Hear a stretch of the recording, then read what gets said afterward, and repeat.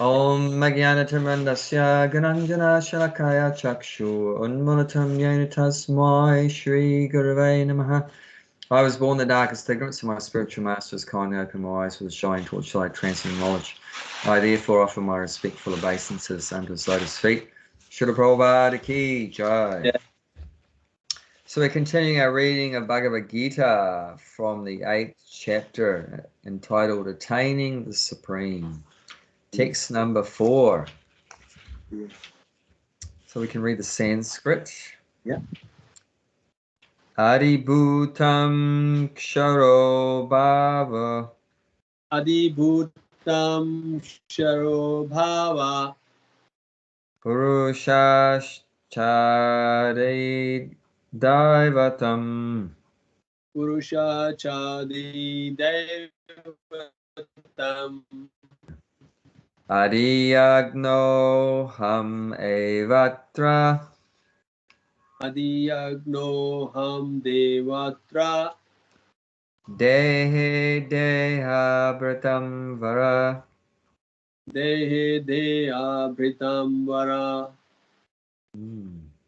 O best of the embodied being, the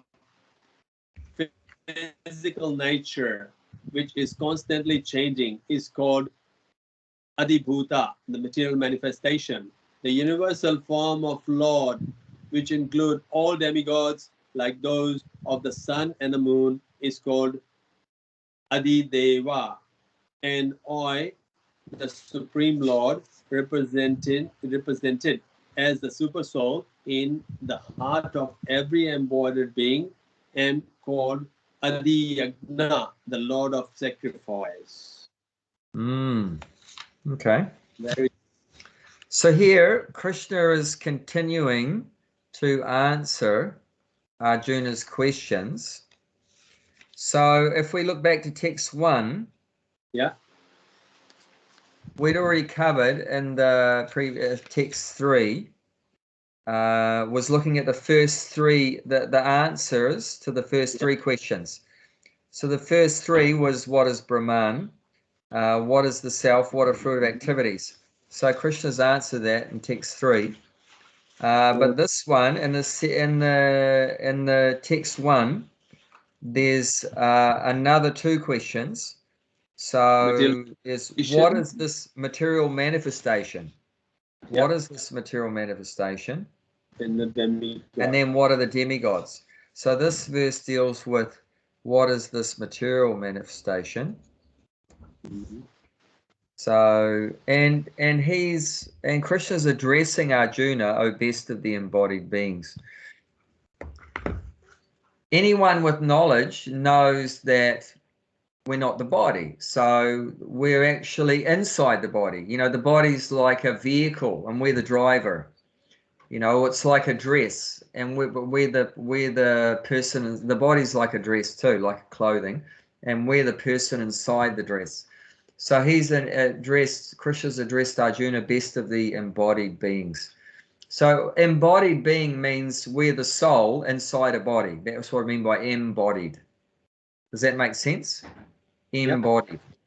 So just like in the 2nd chapter, text 14, the word deha is there, deha and dehinam.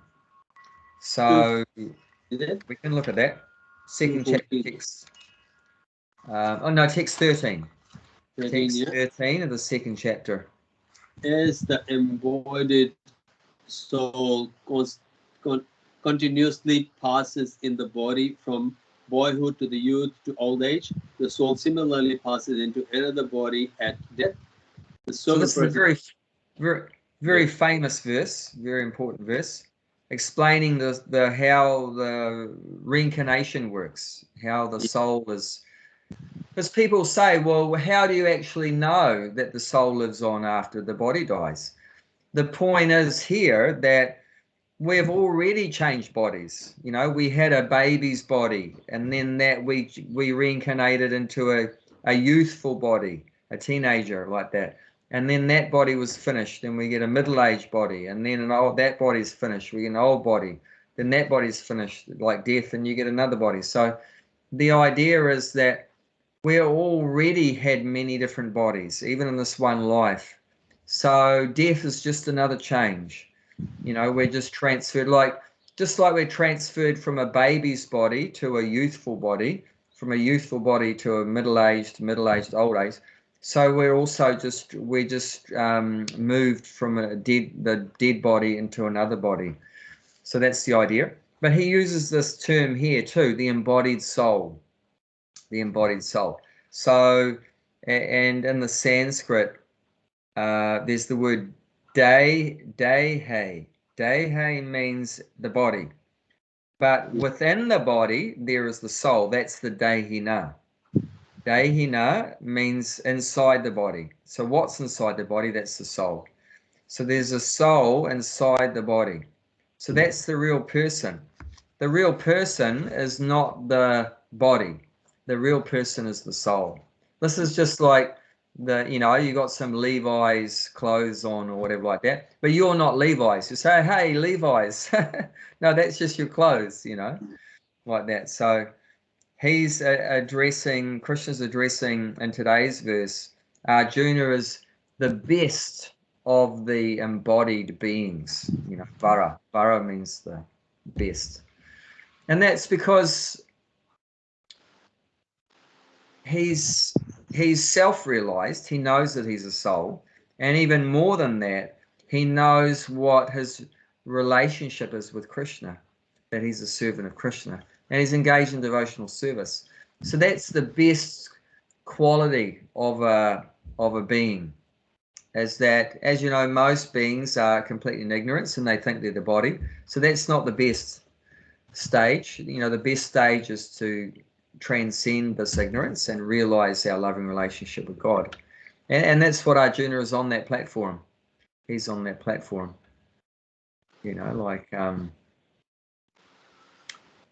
It's said there's different levels of devotees also. There's Kanista Adhikari, means like neophyte. There's still, they are making some effort to get some spiritual enlightenment, but they still have some materialistic tendencies. Still some bodily identification is there, and not fully devoted, and they have some weird ideas, like usually neophyte thinks they're the best devotee, but actually they're just starting out. But they think they're the most advanced person. Like this, there's a lot of pride there and different things like that. And your picture just disappeared. And then there's the middle class devotee. That's called Madhyam Adhikari. I can hear that because there's the one phone call coming. Let the finish the phone call. Yeah. Do you want to talk to someone if you need to talk? No, it's okay. It's not important. But there's a phone call. The picture disappear, and when the phone call after 2 bell finished, then the picture appears again. Oh, okay. Yeah, so there's Kanista Adhikari, then Madhyam Adhikari means like middle class, and then Uttama Adhikari. Uttama means topmost. Or another name of Uttama Adhikari is Bhagavad devotee. So it means topmost, greatest devotee. And another name for that highest level is called Paramahamsa. So Paramahamsa means like supreme swan. Parama means supreme and Hamsa means swan. So why call someone a swan? Top swan? Because top swan, yeah. The swan has a very amazing quality that if you give a swan a bowl of milk mixed with water, so the milk and water is all merged together, right? But the swan will take the milk out and leave the water. Can you believe it? No. Yeah. More it's all merged together. The milk and the water is all merged together, right? Yeah. And mostly in India, right, that's the way they sell you milk. They've actually added water to it.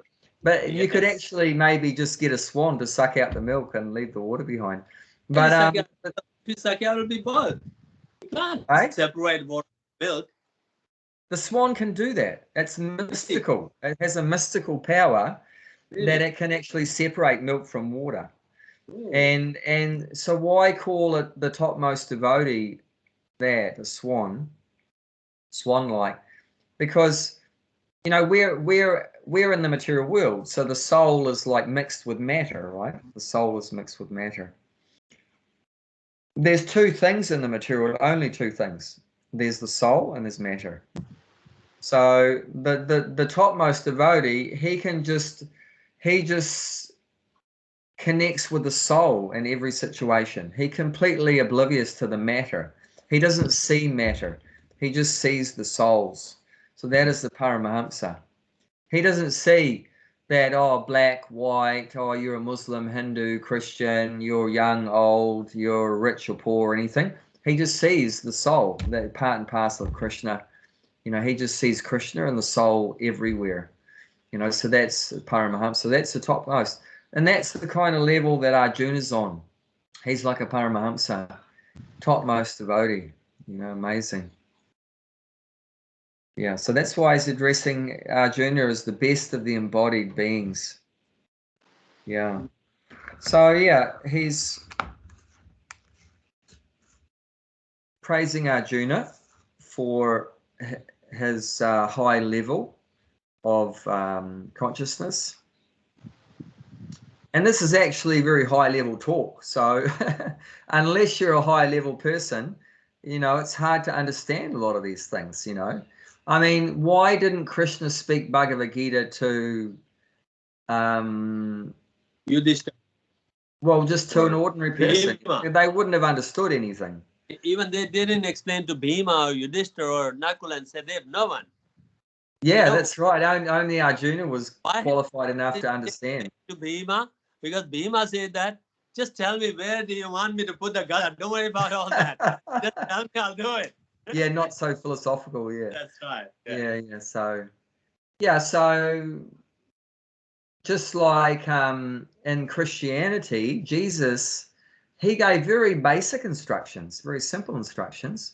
Why? Because the audience who he was speaking to were basically like fishermen and real just sort of low grade kind of people.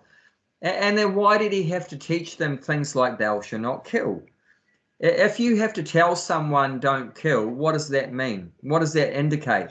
If I have to instruct someone please don't kill, what is that indicating?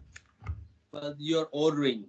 You're already killing, so yeah. Is that means you're not very high level. You're like a hunter or a butcher.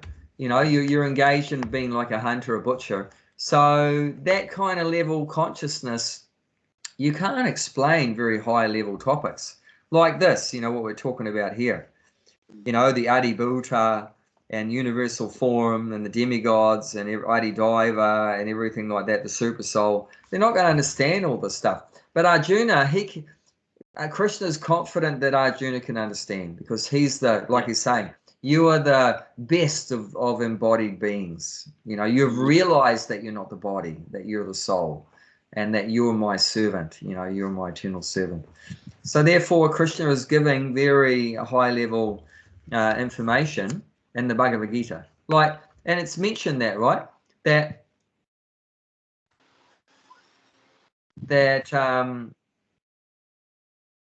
whatever is in other literatures and other scriptures, you can find that in the Bhagavad Gita, right? But there's so much in the Bhagavad Gita that you won't find anywhere else. Does that make sense? It's like whatever the real knowledge you find in the Bible or in the Quran or whatever like that, the Buddhist books or whatever, you'll find it in the Bhagavad Gita. But what you see in the Bhagavad Gita, you won't find that in the Bible. You won't find that in the Quran. You won't find that in the Buddhist teachings like that. So it's just higher knowledge. It's higher knowledge, like that. So yeah, he's explaining about this material world. So he's saying that in Sanskrit, this material world manifestation is called the Adibhuta, right? And he's mentioning here that it's constantly changing. So that's something we should understand. Nothing remains the same, isn't it? And that's because of the time factor. Because of the time factor is working, the body, our body is changing. you know, and our partner's body is changing, and the parents are changing, and the kids are changing. Everything is changing. That's what we call Yeah. the time. Everything changing except one thing, which is Krishna. Yeah, and the soul, yeah. Krishna Even never you would changed. notice, right? Even like your daughter, right? She's changing. You know, the Yeah. body's changing. But Yeah. I mean, the soul is not changing, and that's Yes. also mentioned. That's mentioned in the second chapter text, 24. I think it's 24. Yeah. Yeah. This Yeah. individual soul is unbreakable and insoluble and can be neither burned nor dried. It is everlasting, present everywhere, unchangeable, immovable, and eternally the same. Yeah, so there you go, unchangeable. Yeah. So the soul doesn't change, but everything material that changes. Of course. You know, even like the house we're living in is changing. You know, things are breaking on it. The car is changing. You know, I have to constantly get my car fixed because its bits are getting broken, and you know, so something's new, but it immediately, as soon as you get it, it starts to fall apart. You know, so everything's changing. The grey hair starts to come, the teeth become loose, and the eyes don't work anymore, and you know, so things are changing. So that's just the nature of the material world. So that's important to point that out. That's the nature of the material world, that it's always changing. And that's one of the reasons why the soul can never be happy here. Because our nature is that we don't change. But everything around us here changes. So we're not going to be satisfied with that. Because your relationship with all your, you know, family members is going to get cut off. You know, your relationship with the house and the car and the money and everything, the body and the clothes, and everything is going to change, you know, so it's all going to disappear, all these relationships. So because of that we don't change and everything else in the world changes, then that's like Prabhupada calls it an incompatible situation. It's not compatible, you know. It's like the example is oil and water. You can't mix oil and water. You can mix oil and milk, but you can't mix oil and water. They're not going to mix. So it creates a difficult situation for us here. And no matter how much we try to be happy in the material world, but we can never be truly happy. Because everything around us is changing, falling apart and dying, growing old and getting sick and dying and everything. So yeah, it's not a very healthy environment for the soul to be in. It's also explained as like the situation of the soul in the material world is like a fish. If you take it out of the water and you put it on the land, you know, it can never be happy. I know what I'll do. I'll give the fish a big TV screen to look at. No, it's not going to be happy. I'll give the fridge a nice bed, a couch to sit on. It's not going to be happy. I'll give it all the best food, you know, ice creams and pizza and paneer sabji and everything. It's not going to be happy. There's only one thing that'll make it happy. You put it back in the water. You put it back in the water. So we don't actually, the soul doesn't belong in this material world. It's not our real nature. Everything here changes. It grows old, gets sick, dies. You can never be happy here, you know. But happiness is there, but it's in the spiritual world. That's the thing to realize. So yeah, everything's rapidly changing, you know. And you know, like, and Prabhupada points that out, like, you know, that you know, like December 31st, 2023, you're never going to get that back again, never.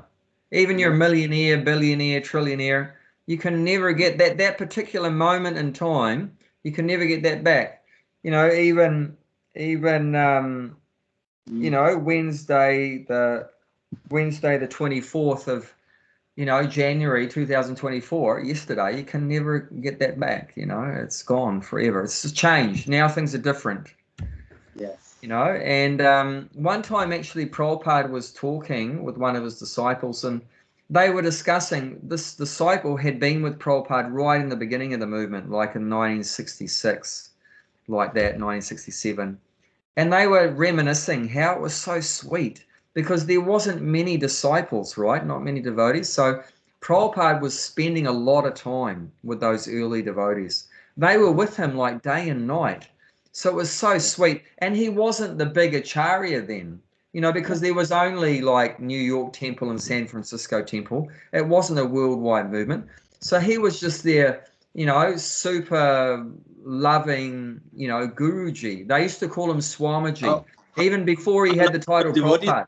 What's that? How lucky those devotees would be. Yeah, so lucky. And then so this devotee's talking with Prabhupada, and probably it's like 1976, 77. And by that time, Prabhupada had 10,000 disciples. He can't spend quality time with many, and he's traveling all around. He's not staying in one place for a long time. So, and they were reminiscing about the early days, and talking. The disciple was telling some very sweet pastimes they had together and like that. And Prabhupada said, and it will never be like that again. Means that's gone. It'll never be like that again. That very sweet personal time that they had with Prabhupada, it'll never be like that. Time has changed. Yes. And that's taken away. And when the devotee is telling this memory he had of talking with Prabhupada, and Prabhupada said, and it will never be like that again, the devotee is like crying. It's just crying. Just that sweet time with Prabhupada was cut off because of this nature of the material world always changing. He's never going to be able to get that back. Never going to get that back. Of course, what he is holding on to is those memories in his heart that he had that time with Prabhupada, which is very sweet. And of course, the only way we can get that back is, well, if you go back to the spiritual world. If you go back, then you're going to go back to its unchanging. That's an unchanging atmosphere. So then you can have these sweet pastimes with your guru forever, with sweet pastimes with Krishna forever. But in the material world, you can't get it again. You can't. It's changed. Yeah. I had such a sweet time with my wife, but then it's cut off.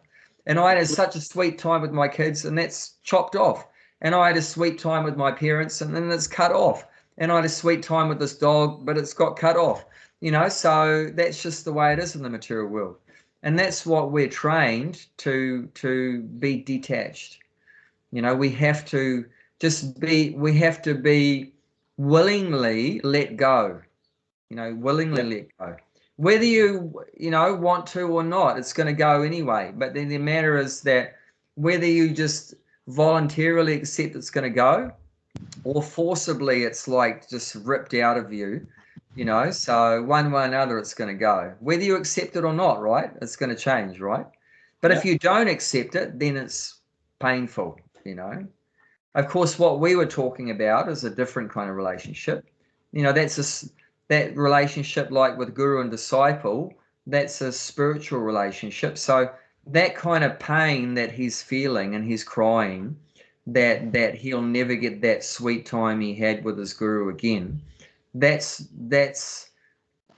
not bad. That's actually good, because that's increasing his remembrance of Prabhupada and his Krishna consciousness and everything. So that's like it's like a spiritual kind of separation.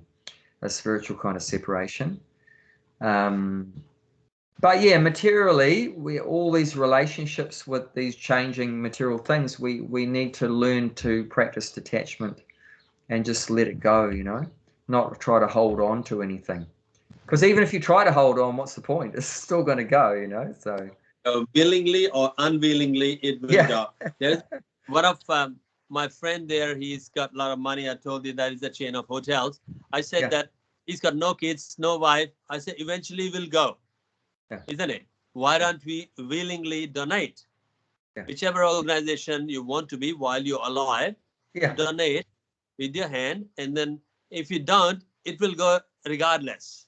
Yeah, and then the bank's going to take it, or the government or something. Or maybe he put in the will, like, such and such, Gaushala or something to devote, something like that. I said, why can't you give it now while you're alive? When you died, they will follow your will and then donate accordingly. Do it now. But It's like he doesn't accept it like a hard labor money. I earn it. I just let go that easy. He doesn't accept that thing. Oh, well, eventually it has to be go from him anyway. Yeah.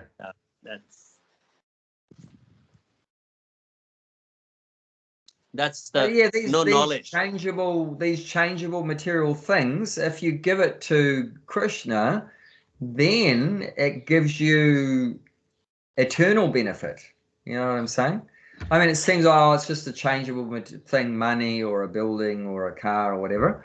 It's not much benefit there. But if you give that temporary changeable thing to Krishna, you get permanent benefit for that. You know, Krishna will be pleased that we offered that item in his service, and then he'll give us some eternal benefit. And a good example is that in Juhu in Mumbai, there was one really favorable builder named, what's his name? Oh, the name might come to me, but he was a builder, and he got in touch with Prabhupada and ISKCON. He was really attracted, and he was doing like voluntary service, constructing accommodation for the devotees in Juhu, because in the beginning there was buildings there, but they were already filled up with tenants, and they can't remove them. So while they were constructing the temple, they needed some place for the devotees to stay. In the beginning, they were staying in just tents and, you know, corrugated iron places, and the devotees were getting sick. The devotees were getting sick. It was like malaria and rats and mosquitoes and so many things. So they wanted some better accommodation for the devotees. So this builder, Seti, his name was Seti. So Mr. Seti, he built an additional floor on top of all the tenants' buildings for accommodation for the devotees, and one for Prabhupada too. And when he finished that service, Prabhupada told him, just as you have made a house for Krishna's devotees in the material world, Krishna has built you a house in the spiritual world. Isn't that far out? That's a good deal, I reckon. Yep. That's a good deal. You do something temporary. Yeah. You do something temporary for Krishna in the material world, and Krishna will do something permanent for you in the spiritual world. That's a good deal. I reckon that's a good bargain. Best deal. That's a good deal. Yeah, so Krishna's pointing that out, that it's constantly changing, this material world, which is called Adibhuta. Yeah. And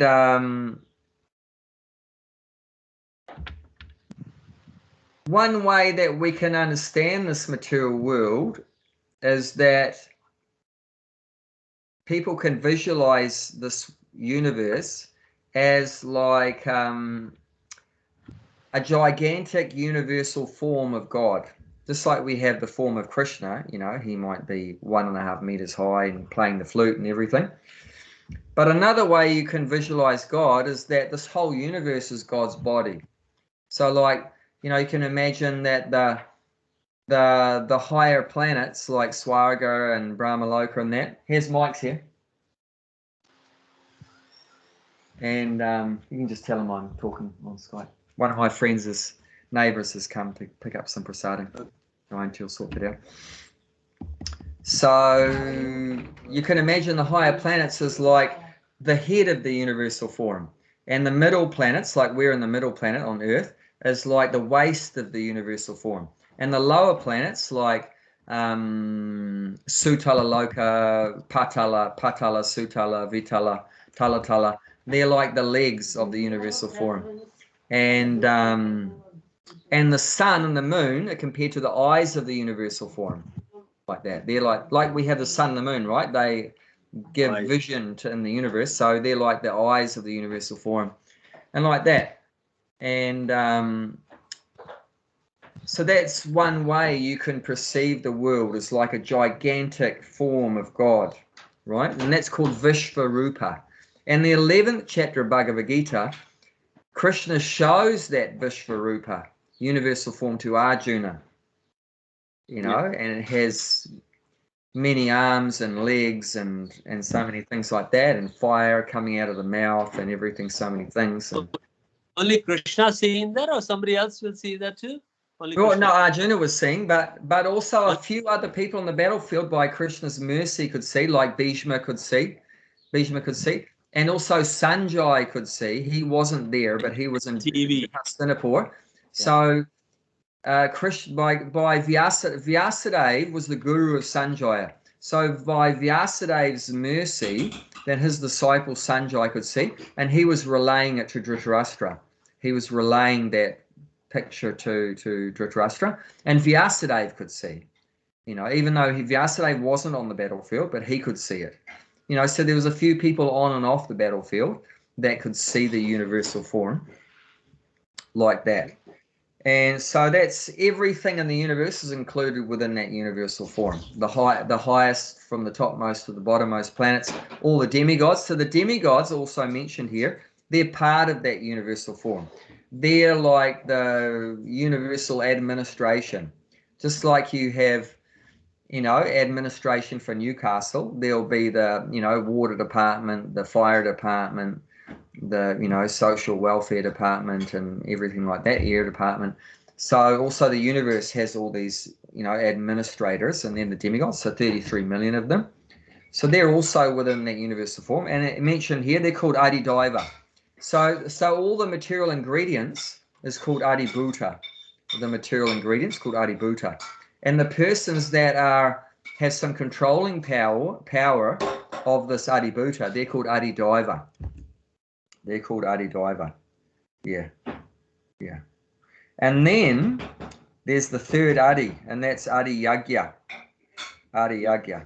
And that is God himself as the super soul within every living being. Even within the atom, the super soul is there. And that's Adiyagya. So that's a name for the super soul, is Adiyagya. That means the Lord of sacrifice. So it means, what is it? What do we mean by sacrifice? That means sacrifice means you're doing something for the pleasure of the person you're sacrificing for. It means like, why does a man work so hard? He's sacrificing for his wife and kids, you know. That's his sacrifice. You know, why does he spend 40 hours a week, 50 hours a week slaving away in some stupid office or factory? Because he loves his wife and kids. He's working hard for them. So that's a sacrifice. It means he's doing it for their benefit. He's not doing it for his pleasure, for his benefit. He's doing it for them, right? It's a sacrifice. But here we like, and why are we working so hard? Like, I'm working hard in the garden or whatever like that, and you're working hard in the bhakti tree or whatever at the farm like that. Why? You're doing it for the pleasure of God. You know, you're doing it for the pleasure of Krishna. So that's sacrificing. You know, you're doing it for the sake of someone else. So it means instead of doing something for myself, I'm going to do it for someone else.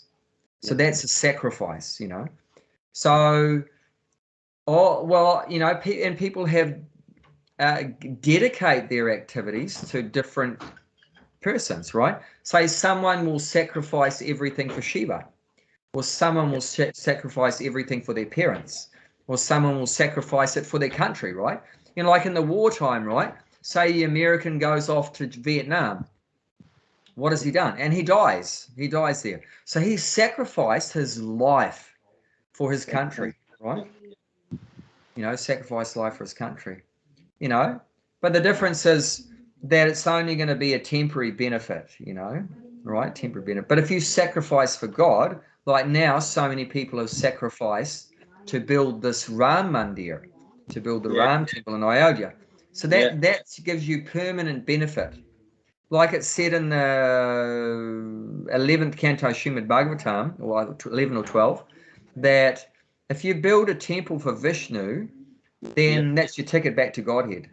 Yeah. You know, so if you build a temple for Ram, whatever, then you put some sacrifice of maybe it's for 3 years, 2 or 3 years, and you go back to Godhead.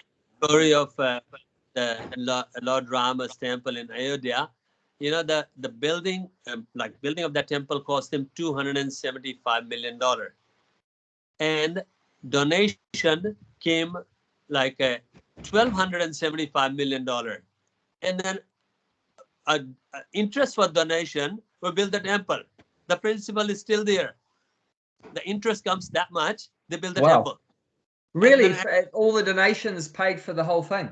Oh, no, not only that. Donation came, and at interest of the donation build the temple. Only the interest. Really? So the government didn't have to spend any money. It was all paid by the public. Actual donation doesn't even spend, because the interest of donation was that high, and 8 something, and in like a donation come like 20 times of their cost of the temple, and then the interest build the temple. Donation is still there. Wow, that's so nice. That's real love. Yeah, that's this real is love. the Ramanujacharya Sampradaya. What about them? Ramanujacharya Sampradaya. Like, there's a Gaudiya Vaishnava Sampradaya. I know, but what about it? What about it? What's the point? The point is that it's a Lord Rama's there, the things, but it's not like a Lakshman and Sita. I noticed that's just Ram by himself.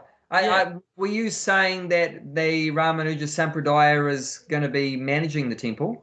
Yeah. Oh, they're managing it. Okay.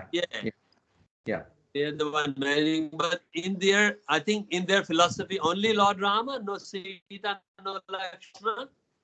I don't know. Yeah, I don't know. So there are obviously some differences there, but I mean, it's still good that they have made that effort to put Ram there in his hometown. 22nd was a special day. They bring that deity to the temple, and they're saying nobody can visit on 22nd. Only the Prime Minister Narendra Modi and the close pujari that can visit there. So what that did, the people are 7.5 million people. They stay on the 21st night over there. A tent and everything doesn't go, because 22nd they don't allow to let them in. So they just came on 21st and doesn't want to go. Wow. 7.5 million people. A lot of bhakti. A lot of bhakti. Yes, a lot of bhakti. And there was very auspicious day for that day, particular day, 22nd. Yeah, well, they chose, the astrologers chose the perfect, called Abhijit Nakshatra or whatever. Very auspicious time, victory. It indicates victory. That's Abhijit. right. Yeah, so it's such a beautiful culture. Such a beautiful culture. It's not far from Delhi. That the next time I'll go to home, I definitely will go there. It's only 4 hours from Delhi. Yeah. So way to Haridwar on that way. So Ayodhya, definitely. So visit that. Yeah. And they don't use any. They don't use any steel. No steel used in the temple. Okay. Only the stone. Wow. Beautiful. Beautiful. Yeah. So this is sacrifice, that we're offering our body, our mind, our words, our wealth, whatever we have, we're giving it for the pleasure of God, the pleasure of Krishna. That's the topmost form of sacrifice. But like I say, if you don't want to give to God, you end up like Prabhupada said. It's either God, G-O-D, or dog, D-O-G. If you don't want to give to God, you give it to a dog, so. But that's our nature of the soul, is to serve. So either you serve God or you serve a dog, but you have to serve someone.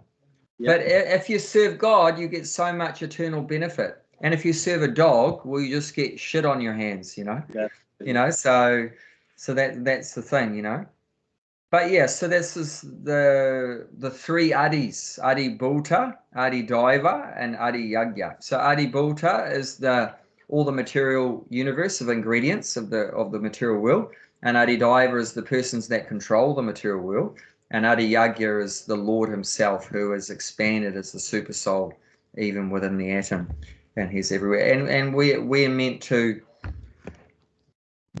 serve the Lord. Serve the Lord. Yagya. We're supposed. He's receiving the service, the worship, and we're giving it to him.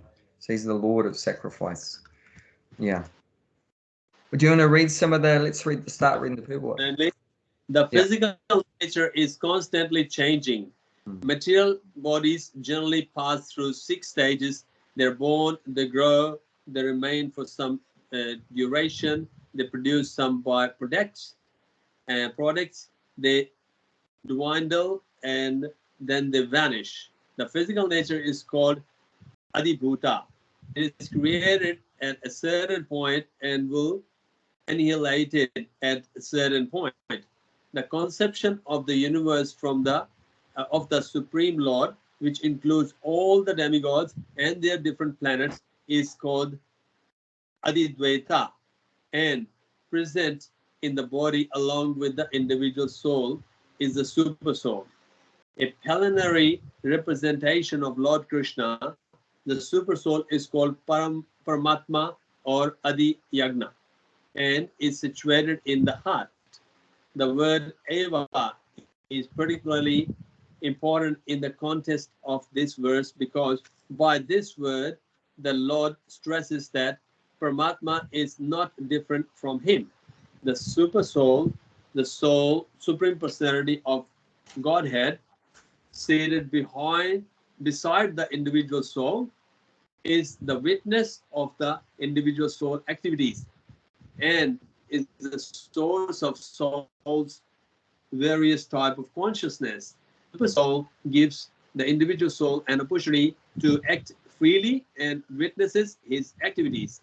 The functions of all these different manifestations of a Supreme Lord automatically become clarified from the pure Krishna conscious devotee engaged in a transcendental service to Lord. The gigantic universal form of Lord called Adidvaita is contemplated by the neophyte who cannot approach the Supreme Lord in his manifestation in Super Soul. The neophyte is advised to contemplate the universal form or Virat Purusha, whose legs are considered the lower planets, whose eyes are considered the sun and the moon, and whose head is considered the upper planetary system. Right. Yes, very deep. Yes, huh? Very deep knowledge. Yeah. So it's mentioned about this Adibhuta, the material manifestation. It goes through 6 changes. So everything material, it has a birth, right? Has a birth. Then it grows for some time.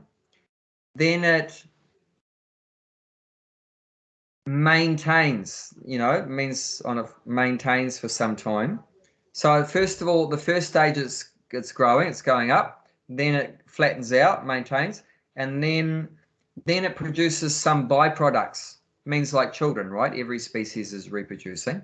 So some byproducts, and then it dwindles, that's the downhill. Dwindle means going old age, and then death. So these are 6 different transformations that all matter goes through. Birth, growing, maintain for some time, then reproducing, going downhill, dwindling, and death. So that's what matter goes through, these changes, these different changes. So Prabhupada's pointing that out. And he's also saying that the neophyte devotees, they are mainly recommended to meditate on this universal form. It's easier for them to conceive of the universal form. If you try to conceive of the super soul, it's a little bit difficult because obviously the super soul is so small, you can't see the super soul. Whereas you can see the universe, right? Well, I mean, we can't see the whole universe. I mean, if you look in a telescope, you can see more of it. But if you look at night at the stars, then you can see something. So at least you can see some part of the universal form, but you can't really see the super soul at all. So therefore, the recommendation for the neophytes are to visualize the universal form of the Lord, Vishvarupa. Here it's Virat Purusha. That's another name, Virat Purusha, same as Vishvarupa. And But a more advanced devotee, then he can actually see the Paramatma. And that's what the yogis do, right? The yogis, they can actually see the Paramatma within their heart. And then even more advanced, you can see Bhagavan. See Bhagavan, the Supreme Person of Godhead, Krishna playing his flute. You know, so it's very hard also for neophyte persons to understand that. What do you mean? You mean the supreme, you know, controller of everything is a little blue boy about 1.5 meters high? How can a little blue boy be controlling the universe and the planets and everything? So they can't imagine that. They can't understand that. Their idea is that the supreme reality, the supreme truth must be bigger than everything else. So we have an idea that it has to be physically big, They can understand that how God can come into this material world. He created the material world, but he can come inside the material world and just be like a little boy, and that he's the one that created everything. So neophyte people have a hard time to understand these things. So for them, it's easier to accept that God is this gigantic, he's the gigantic universe and everything like that. So that's the recommendation for them, like that. But for a devotee is not attracted to the universal form. And you can see that Arjuna at the end of the 11th chapter says, you know, I don't like seeing this form. You know, Krishna showed him the universal form, but Arjuna didn't like it. He found it actually quite scary, because the universe is a scary place, you know, and there's, like I said, there's old age and death. Actually, in that universal form, one thing that Arjuna saw, he saw all the warriors on the Battle of Kurukshetra entering into the mouth of the universal form. So they're all being chewed up, being burnt up in the mouth. So he became frightened. He said, please don't show me this anymore, this universal form. It's very frightening. I want to see your two-handed form again, which is very beautiful to look at. You know, so devotees are not attracted to the universal form. But for the neophytes, that's what they can appreciate. Well, it's so gigantic, it's so big, you know, a big mountain, isn't it? We have some respect if we see some big sky or big mountain or like that, or the big ocean. We're impressed by seeing something that's very huge and very big like that. So for the beginner, that's what's the recommendation, you know, focus on these big things. You know, like that. Yeah. Very deep meaning. But the devotees are just attracted to Krishna. They just want to keep looking at, like Lord Chaitanya, when he went into the Jagannath temple, he would just spend hours just gazing at the beautiful form of Jagannath. And actually, when Lord Chaitanya saw Jagannath, he saw Krishna playing his flute with the yellow dhoti and the peacock feather in his hair and everything. So for him, when he saw Jagannath, is immediately Shama Sundar manifested. He could see beautiful Sham manifested from that form of Jagannath, like that. So that's what the devotees are attracted to, just to see the beautiful form of the Lord, not to see, you know, big displays of the universe is not attractive to the devotee. We're not interested just to see planets and space and fire and mountains and everything. The devotee wants to see the beautiful form of Krishna, and with his loving devotees having pastimes, this is what, you know, attracts the devotee. But yeah, just the person starting out in spiritual life, they want to see big things are impressive to them, something physically huge. And but that's in our mind. We have that understanding that, you know, the source of everything, the person that whatever everything has come from, must be physically very big. We have that materialistic conception in our mind. It must be very big, like that. And Krishna is simultaneously both. You know, Krishna is super big in the form of like Mahavishnu, right? You know, Mahavishnu, the universe has come out of his skin pores. Yeah. The universe has come out of his skin pores. So one feature of Krishna is he's so gigantic the universe has come out of his skin pores. Another feature of Krishna, he's so small that he's even inside the atom.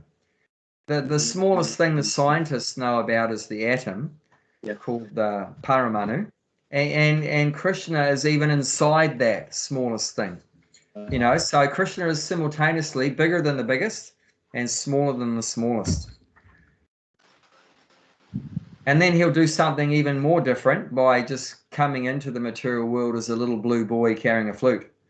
You know, so he has all different kinds of features depending on what your realizations are.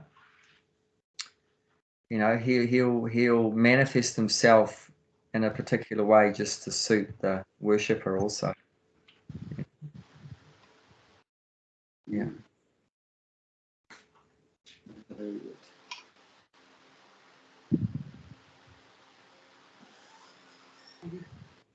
Yeah.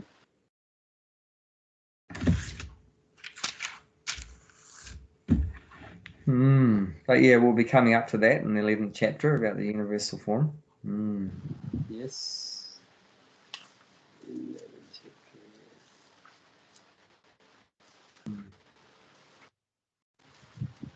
And that is a good beginning, because when we see something very great, more great than ourselves, then it makes us a bit humble. So that is the beginning of our Krishna consciousness, is to become humble. And because in material consciousness, we think we're the center of the universe. We think we're the greatest, we're the biggest. But actually, that's completely illusion. We're so insignificant, so tiny. So even like at the farm, right? If we had guests coming to the farm at night time, if I was showing them to their room or whatever, I'd tell them to look up in the sky. Yeah. And when you see the stars and you go, wow, that's like so great. And it helps us to realize we're very tiny, we're very insignificant. So that is a good beginning, you know, to have some appreciation for other things as being much greater than ourselves. And we're just so tiny, you know. So that humility is very important. And that's the beginning of our spiritual realization, is to become humble. As long as we're proud, you can't enter into spiritual realization. You have to become humble. It's very important. Yes. Very good.